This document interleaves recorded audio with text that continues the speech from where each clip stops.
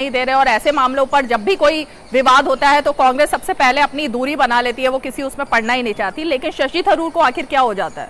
शशि थरूर क्यों इस आग में कूदे हैं और वो आकर महुआ मोइत्रा का समर्थन करने के लिए खड़े हो गए हैं? देखिए, शशि थरूर अगर गड्ढे में गिरेंगे, खाई में गिरेंगे, तो कोई पार्टी की कोई जिम्मेवारी थोड़ी नहीं है कि उन्हें बचाए। हमारा जो पार्टी का काम है वो केवल एक काम है कि हम इस देश की सरकार से मांग करते हैं कि ऐसे सख्त कानून इस बारे में बनाए जाएं जिससे कोई भी व्यक्ति इस तरह की हिमाकत ना कर सके कि दूसरे के धर्म का अपमान कर सके। आप ये देखिए कि अगर कोई भाजपा का है और वो किसी मुस्लिम धर्म का अपमान कर रहा है, या तृणमूल कांग्रेस का वो हिंदुओं के देवी देवताओं का अपमान कर रहा है, तो क्यों कोई किसी पार्टी से उसे इसलिए इस बात की छूट नहीं मिलनी चाहिए। और इस देश की जनता ने अगर इस देश की सरकार को चुना है तो इसलिए चुना है कि भाई जिन मुद्दों को लेकर अगर देश में सिविल वार की स्थिति बन रही है तो उन मुद्दों को खत्म करना, जड़ से खत्म करना, उनको लेकर कानून बनाना। जी कैसे किस चीज की बात हो रही है? अगर कोई बयान देता है, एक सेकेंड, अगर कोई बयान देता है, कोई ट्वीट कर देता है पोस्टर, या वो ट्विटर के माध्यम से, चलिए मैं तो सोशल मीडिया पर अभी बात करूंगी ही कि किस तरह से सुबह उठ करके आप एक ट्वीट से आग भड़का दो देश में और उसके बाद पीछे हट जाओ, अपने आराम से आप चैन की नींद सो, और देश भर में आपने उन्माद का माहौल पैदा कर दिया, इस पर तो बात होगी। लेकिन आप जो कह रहे हैं किसी की जबान पर कैसे काबू पाया जाए? हाँ, बड़ी आसानी से काबू पाया जा सकता है जी। लेकिन मैं पहले एक बात का फर्क आपको बता दूं कि किसी धर्म का अपमान या उसके नाम पर बिजनेस करना अलग चीज है और सवाल उठाना अलग चीज है।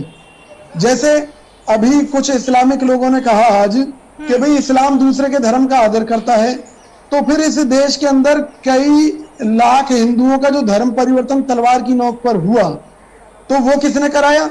भाई अगर इस्लाम दूसरों के धर्म का आदर करता है, ये मुद्दा तो सवाल अलग चीज है। मेरा मुद्दा, मैं इस पर तो आपको रोकूंगी नहीं, मैं इस पर आपको रोकूंगी क्योंकि मुझे इस विवाद में पड़ना ही नहीं है, मुझे इस तरह के किसी सवाल में घुसना ही नहीं है। मेरा सवाल सीधे पूरी तरह से ये था कि अगर नेता जिनको जनता चुन के भेजती है, अगर वो नेता ही बड़बोले हो जाए, और बड़बोले ही नहीं, इस तरह की बयानबाजी करे और एक दूसरे का समर्थन करे, तब फिर जनता कहाँ जाए और जनता की भावनाओं को आहत करे। मेरा सवाल सीधे सिर्फ इतना ही है, और इन सब चीजों में तो आप मुद्दा बना रहे हैं, इसमें नहीं पड़ना है। नहीं, इसका सीधा सा जवाब कांग्रेस पार्टी की तरफ से ये है कि जो किसी भी धर्म का अपमान करे, चाहे वो किसी भी धर्म से हो, किसी भी पार्टी से हो, उसे उठाकर 1 साल के लिए जेल में ठोक दीजिए।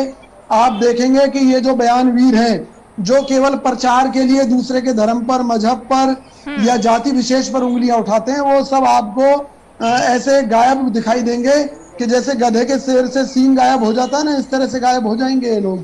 तो कानून की ढील के चलते सबसे पहले शुरुआत शशि थरूर से ही होनी चाहिए क्या? बिल्कुल हो जाए जी।